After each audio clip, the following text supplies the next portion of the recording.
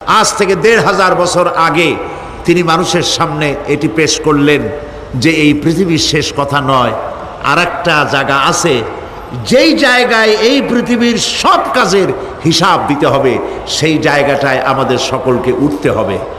নবী করিম সাল্লাল্লাহু আলাইহি সাল্লাম মানুষকে পরকালের জ্ঞান দিয়েছিলেন, মানুষকে আখিরাতের জবাবদেহিতার কথা বলেছিলেন। জবাবদেহিতা শুধু গভর্নমেন্টের কাছে না, শুধু ঊর্ধ্বতন কর্মকর্তার কাছে না, ট্রান্সপারেন্সি, স্বচ্ছতা, জবাবদেহিতা শুধু ঊর্ধ্বতন কর্মচারী বা কর্মকর্তার কাছে নয়, সব থেকে বড় জবাবদেহিতা হবে কার কাছে? জোরে বলেন, কার কাছে? সে আল্লাহ পাকের কাছে জবাবদেহি করতে হবে প্রত্যেকটি কাজের, প্রত্যেকটি কথার। এই কথাগুলি কোরআনে কারিমে আল্লাহ পাক বিধৃত করেছেন। পরকালের উপরে আল্লাহ যত কথা বলেছেন, পরকালের উপরে ভিত্তি করে, আখিরাতের উপরে ভিত্তি করে আল্লাহ রাব্বুল আলামিন যত কথা বলেছেন, মওতের কথা, কবরের কথা, হাসরের কথা, সিরাতের কথা, মিজানের কথা, জাহান্নামের কথা, জান্নাতের কথা, বিচারের কথা, পরকাল কেন্দ্রিক যত কথা আল্লাহ পাক কোরআন শরীফে বলেছেন, সব কথাগুলি যদি এক জায়গায় করা যায়, গোটা কোরআন শরীফের 10 পারার সমান হয়ে যাবে। সম্ভবত কোরআনে কারিমের এমন কোন রুকু, এমন কোন পাতা নাই যেখানে আকারে ইঙ্গিতে পরকালের জবাবদেহিতা সম্পর্কে একেবারে কিছু বলা হয়নি। এই পরকাল কেন্দ্রিক কথাগুলির কারণেই সেই জামানার চোর, ডাকাত, ছিনতাইকারী, ধর্ষণকারী সব হেদায়েত হয়ে গিয়েছিল, আর মানুষগুলি পৃথিবীর সর্বশ্রেষ্ঠ সম্মানিত জাতিতে পরিণত হয়ে গেছিল। ঠিক কিনা বলেন? সত্য কিনা বলেন?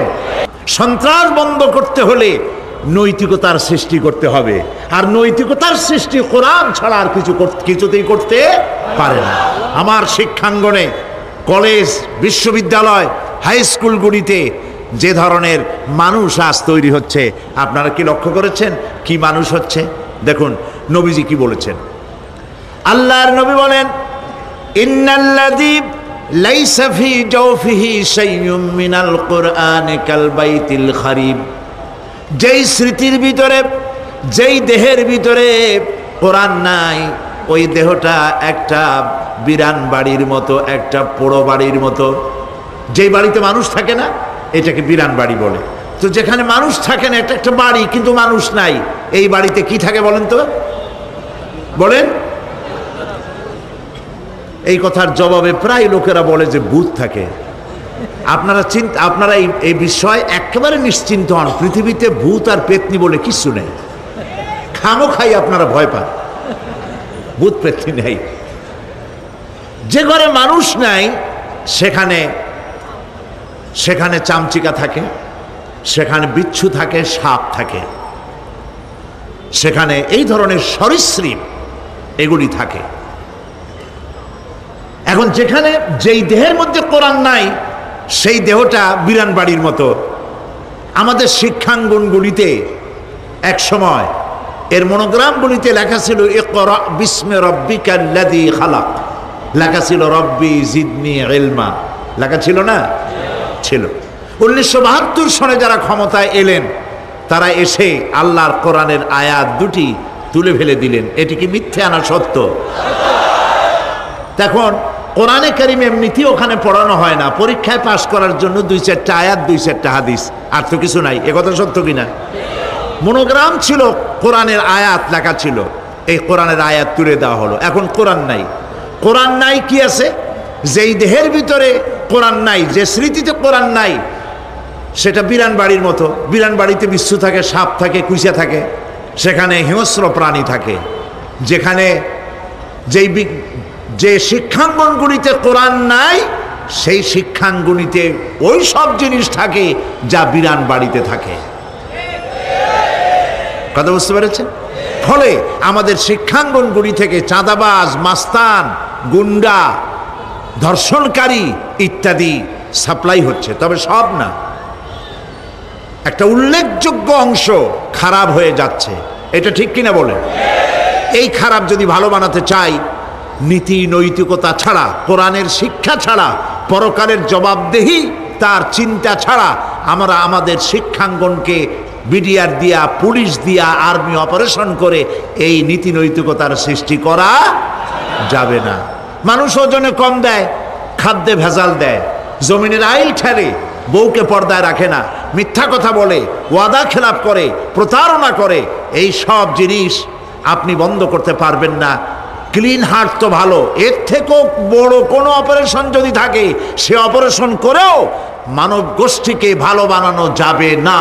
একটি জিনিসই মানুষকে ভালো করতে পারে, সেটা হলো আল্লাহর কাছে কিয়ামতের দিন জবাবদেহিতা।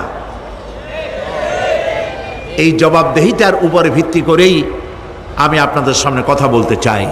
যদি আল্লাহ পাক আমাদেরকে তৌফিক দান করেন, আমরা বলি আমিন।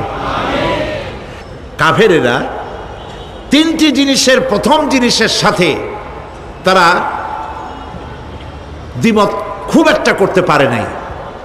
তারাও জানতো যে আল্লাহ এক আছেন। তাদের যে দেবতাগুলি ছিল এ সম্পর্কে তাদের ধারণা ছিল যে দেবতাগুলিও ওই আল্লাহর তৈরি করা, তবে আল্লাহর কাজের এরা হলো অংশীদার।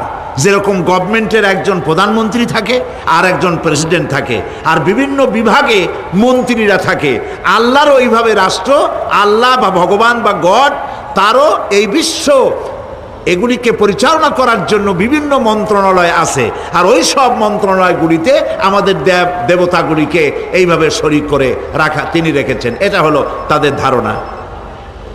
2 নম্বরে নবী করিম সাল্লাল্লাহু আলাইহি সাল্লামের রিসালাত সম্পর্কে তাদের এ ব্যাপারে তারা একমত হতে পারে নাই, কিন্তু নবী করিম সাল্লাল্লাহু আলাইহি সাল্লাম মিথ্যা কথা বলেছেন নাউজুবিল্লাহ, এটা তারা ধারণা করতে পারতো না। কারণ 40টি বছর পর্যন্ত একটি মিথ্যে কথা তিনি বলেন নাই। সুবহানাল্লাহ বলেন। নবুয়তের আগ পর্যন্ত কোনো মিথ্যে কথা তার কাছ থেকে লোকেরা শোনে নাই। সুবহানাল্লাহ।